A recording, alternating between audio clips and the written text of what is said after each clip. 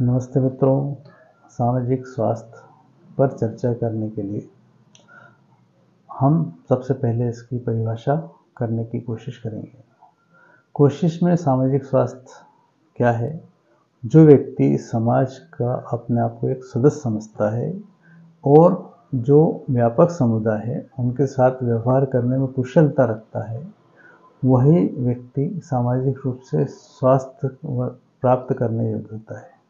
एक व्यक्ति जो समाज के अन्य सदस्यों के प्रति अपनी जिम्मेदारी, अपने कर्तव्य को समझता है और आसपास के लोगों से संबंध बनाए रखता है, उसमें ये योग्यता होती तो उस व्यक्ति को सामाजिक रूप से स्वस्थ कहते हैं।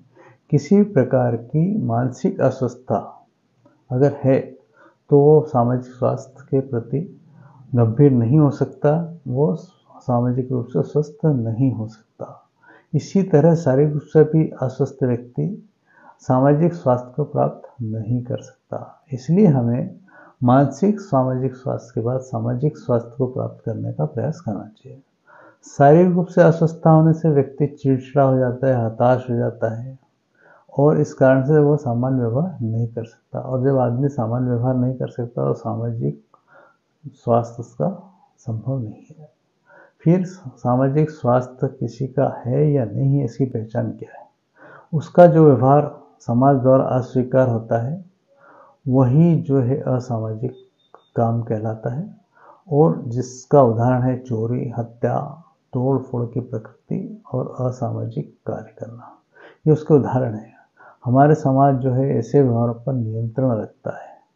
उन व्यवहारों को अनदेखा करने पर समाज नष्ट हो जाएगा।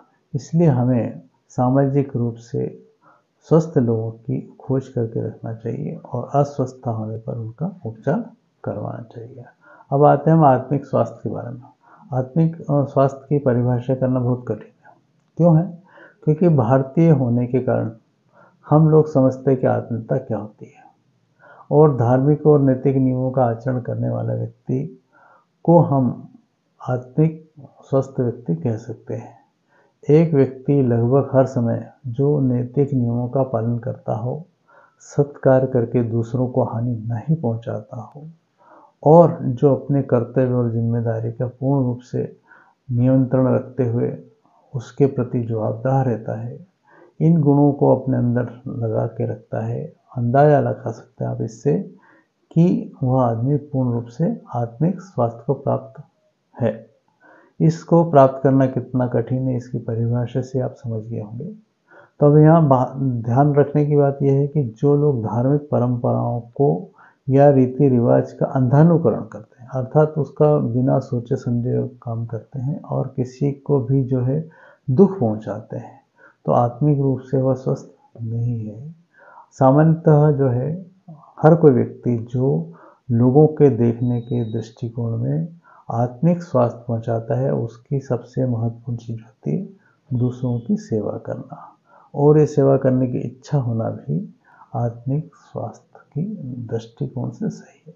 जब हम इच्छा करेंगे तो निश्चित रूप से कभी न कभी हम सेवा करने के लिए उद्यत होंगे। इसके उदाहरण है लोगों के प्रति प्रेम भाव रखना, सभी पशुओं, मनुष्य और व्यक्तियों के प्रति प्रेम रखना और उनकी सेवा करने के लिए तत्पर रहना, यही आत्मिक स्वास्थ्य की ओर हमें ले जाता है।